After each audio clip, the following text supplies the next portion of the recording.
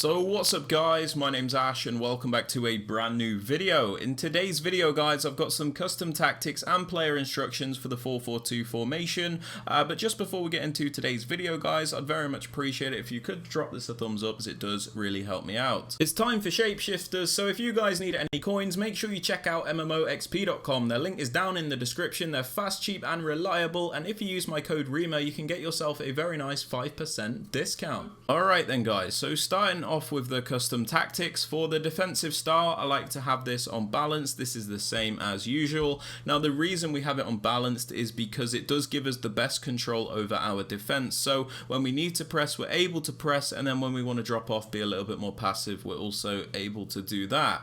Moving on to the width guys, I like to have this on 35. This is so we can primarily defend in a nice narrow and compact shape, which will stop our opponent being able to just run right through the middle of us. It's important not to lower the width too much though, as we still need to maintain some of the natural width to cover the wider areas in case an opponent tries an attack down the wing.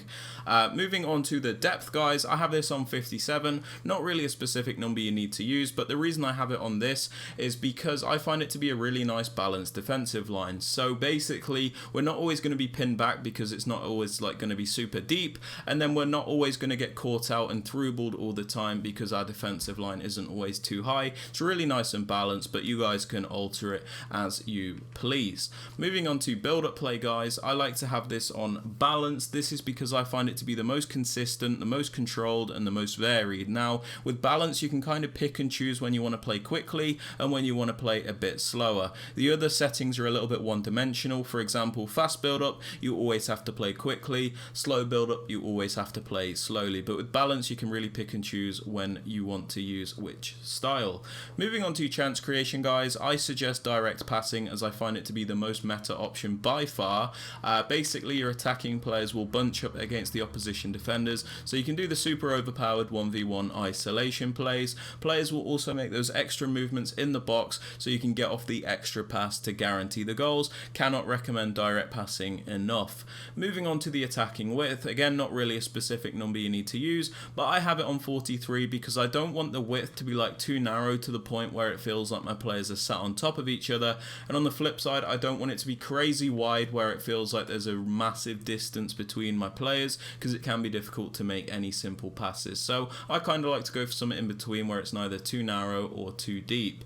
Moving on to players in box guys, I have this on 5. This is so we can get some players into the box to create those chances, but we don't overcommit the entire team to the point where we're always getting counter-attacked. As for corners and free kicks, I have these both on 1 because there is a set piece routine that I use which requires these to be on 1. There is a link to that in the top right hand corner of the screen. Now moving on to the players you want to use guys, I'm just going to give you some suggestions based on each position. It's not something you have to use, it's just a lot of people do ask which types of players they should be using in which position, so I just thought I'd make some suggestions. So in the two striker positions, what I like to do is go for a balance between these two players. So in the left hand side with Havertz, I like to have like a more creative player, someone that can still finish a chance, but somebody that has a bit more technical ability. And then in the right striker position, I like to go for more of a clinical finisher or a poacher, somebody that is guaranteed to finish off those chances but maybe lacks that technical ability. The reason I like to at least implement one creative player is because it makes your attack a lot more varied and you can do a lot more. If you just have two out and out poachers, you can really struggle to actually do much in the attack because these players are very restricted in what they can do, which is why I personally like to go for a balance. Moving on to the right mid and left mid, you guys should be using like winger players if you can. Now the reason we do this is because we need players that are obviously going to be very good on the ball, players that are going to be very quick, players that can even finish off a chance, because these right mid and left mid players do get very far up the pitch, so it is important that they are competent in attack. You really don't have to worry about their defensive stats though. It is an added bonus if the player can defend, but it really isn't a necessity. You should focus more on their attacking ability than their defensive ability in this position. Moving on to the left centre mid, I like to go for a more defensive minded player. This is somebody that's going to stay back and be as secure as possible for us basically. So I would suggest somebody with a medium high work rate if you can get it, as you get the maximum contribution in defence and they're not too bothered about going forward. In the right centre mid spot, I like to go for a more box to box style player. This is somebody that will attack and defend, so somebody with a high work rate is perfect, as you get the maximum contribution in both the attack and defense, but just ensure that this player has a nice well-rounded card so that they're capable of doing a bit of everything. Moving on to the fullbacks, I like to go for a balance between the two, so I have one more attacking fullback in Roberto Carlos. This is somebody that's actually going to contribute going forward for me, and then in the right back position I've got Cafu, who's just going to stay back and be a little bit more solid. You can pretty much do whatever you want though. As for the centre backs and the goalkeeper, these just need to be the full meta players. There's really not too much to say about them. Now moving on to the player instructions, guys, at the moment I have both of the strikers on stay central and get in behind. We have them on stay central because we don't want them drifting off into the wider areas, as otherwise they're never going to be where we want them to be basically. So stay central means that they're always going to be in the correct positions, and then we also have them on getting behind, so they're always looking to get in behind and finish off those chances. They will always make those runs basically. If I'm struggling to actually create anything, I'll sometimes switch the more creative player to mixed attack, as they can get a lot more involved in the build-up. But just off the bat, I like to have them on getting behind, as it's good enough to beat most opponents. Moving on to the right mid and the left mid, we have them on comeback on defense, cut inside, getting behind and get into the box for cross.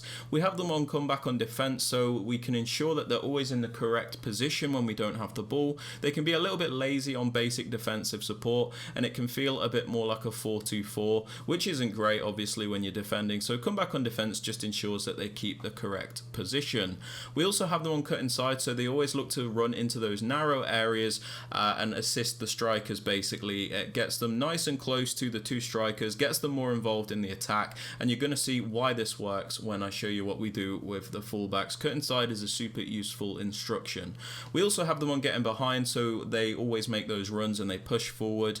If you have them on balance support, they can be a little bit static and not do too much, so getting behind, super useful in my opinion. We also have them on get into the box across, so they're not hesitant to get into the penalty area when they do approach it. Again, if you have them on balance crossing runs, they can be a little bit hesitant and not do too much. Moving on to the left centre mid, the more defensive player, we have them on stay back and cover centre. We have him on stay back because he's obviously a defensive player, so we don't want him going forward. And then we have him on cover centre, so he does defend those central areas. For the right centre mid, the more box to box player, we have him on the default settings and cover centre. We have him on the default settings because he obviously is a box-to-box player, so he has a bit of a free roll. We don't want to restrict him that much, and then we leave him on the cover centre instructions, so he does defend those central areas.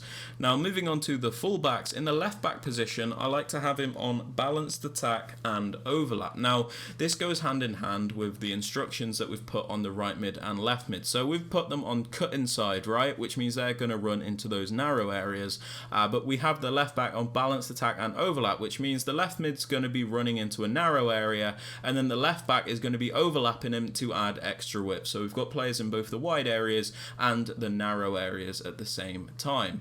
For the more defensive fullback, I have him on stay back and overlap. I have him on stay back, so we always have at least 3 defenders back at a time, but I have him on the overlap run type, so when we do send him on a run forward, he'll make the overlapping runs to add extra width.